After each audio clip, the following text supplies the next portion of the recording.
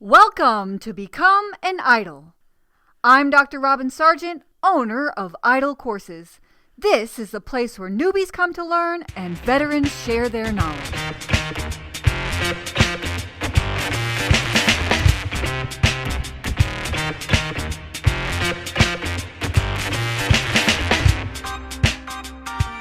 I have here with me today Kerri Duncan, and she is an Idle Courses Academy member who came in during our fourth cohort. And I just want to introduce you all to Kerri and to let her share her story. So Kerri, will you introduce yourself and just kind of talk about where you were before you came to the Academy? Absolutely. So, yes, my name is Kerri, and I am a training development specialist. Before meeting Dr. Robin, I was laid off due to COVID back in March from ideally my dream position, where I was in charge of training and development for new hires for a call center. And to be honest, we knew that that was going to happen because it was located in Phoenix, Arizona, and I was unable to move. So honestly, we knew that the position wasn't going to last, but I thought I had more time to learn from my direct manager and mentor, and just more time to kind of get some on-the-job experience. But unfortunately, that was cut short prematurely. And so one of the last conversations that I had with my direct manager at the time was, I told her my goals. I want to be a director of learning and development one day. And she said, well, you're really good at training, but you're going to have to work on your instructional design skills if you're really serious about that. And so she was the first one to pretty much give me that, like, to plant that seed, right? That there was this whole piece that I was missing in my experience and training, because prior to that, I had over 10 years of experience in call center management, specifically in a startup environment. So if anybody has not worked in a startup environment before, it's one of those situations where you are expected to wear, many hats. Not only did I have to manage my team and coach my team, but I also had to do recruiting and training and some HR, onboarding, offboarding, orientation. I had to be counselor, coach, and cheerleader. And, haven't had my hands in a couple other different departments. So just being able to focus only on learning and development wasn't anything that I even thought of in my wildest dreams until I landed the most recent role and met my friend and mentor. Her name is Agnes. And so that's when I left that job, I just kind of started this search for, okay, do I go get a master's degree? Do I get a certificate? What's most cost effective? I didn't have a whole lot of money. And I ended up, I can't remember how I came across Whitney's profile on LinkedIn and reached out to her and just asked her experience and how she, got to be, in her field. And she pointed me towards Dr. Robin. And as they say, the rest is history. Which Whitney was it? Was it Whitney Estes or Whitney Yes, Salas? Estes. Oh, okay. And she was one of those teachers that became a Mm-hmm. corporate instructional designer. That's the world is so small, isn't it? It is. And so, I mean, how long did that even take you? I mean, you just said, "Oh, okay, I need to upskill," and so I'm just like from the time that you, were laid off until you found the academy. How long was that? Maybe when I actually started looking, maybe about a month, 5, 6 weeks at the max. Yeah. So five, Because I, six weeks.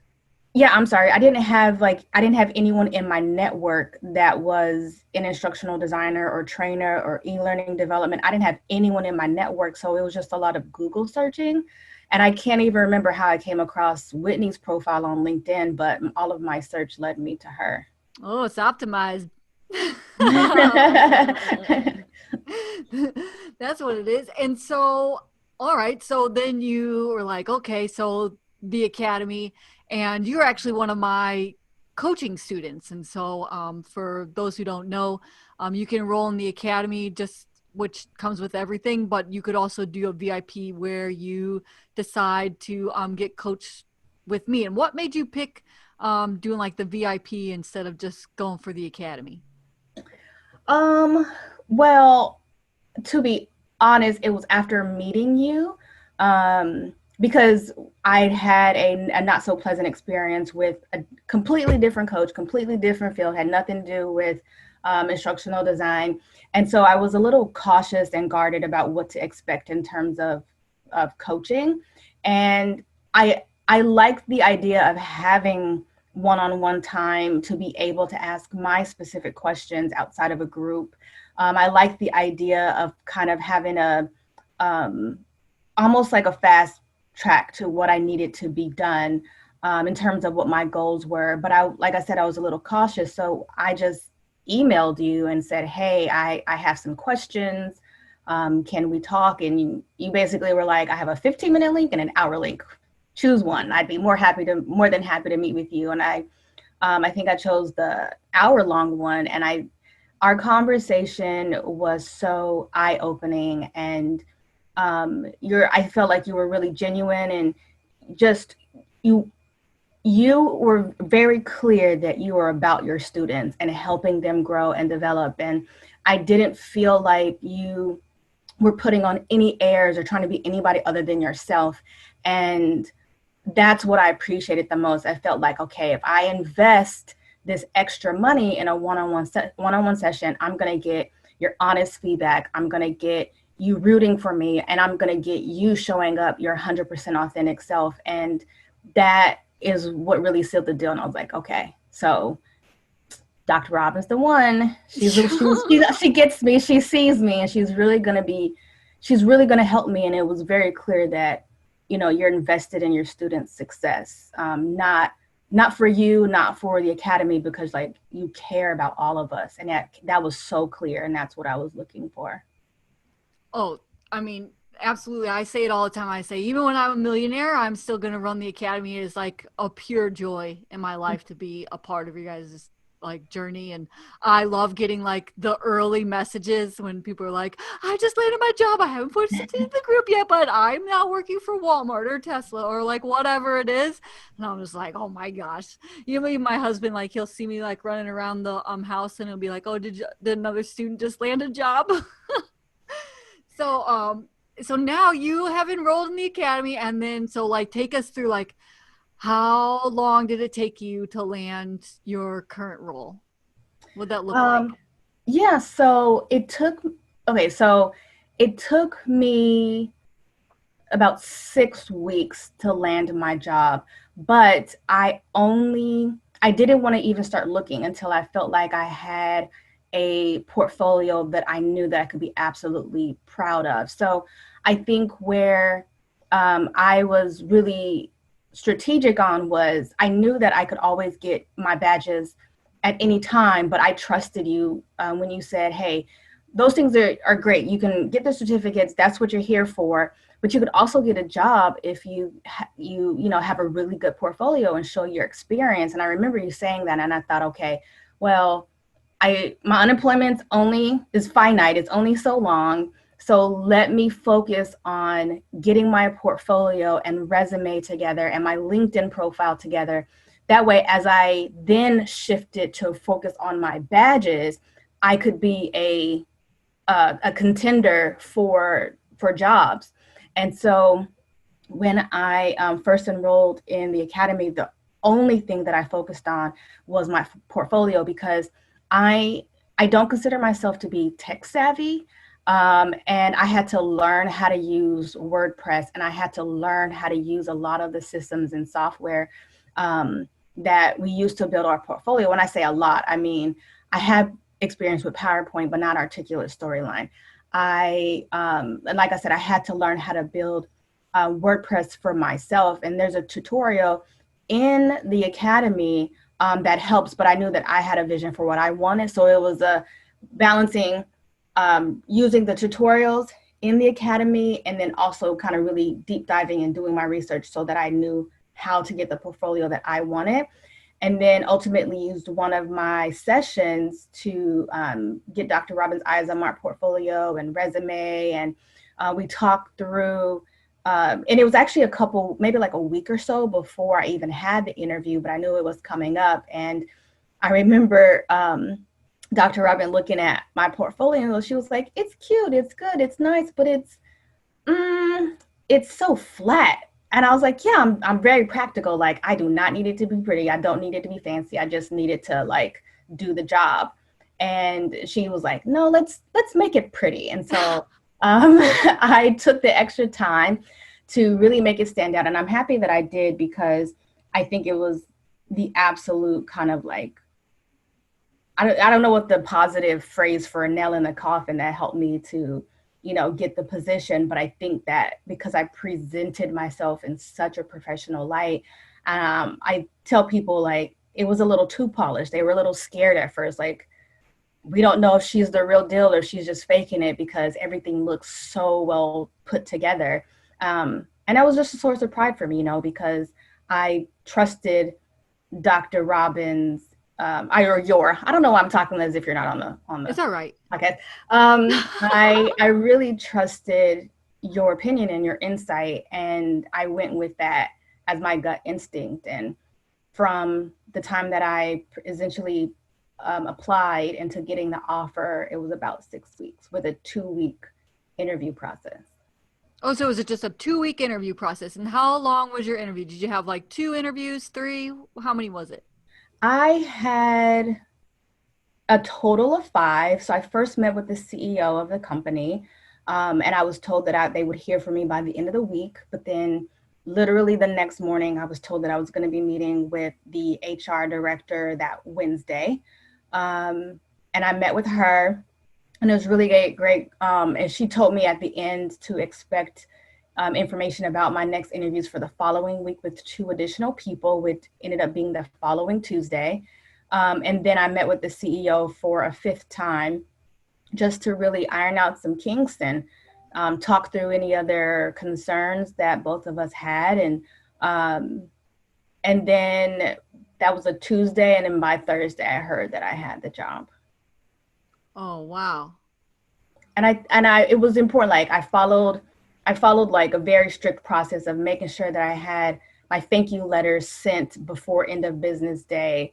I made sure that I was working with a recruiter, so I made sure to contact him after every, interview, to give him a download, let him know how it went.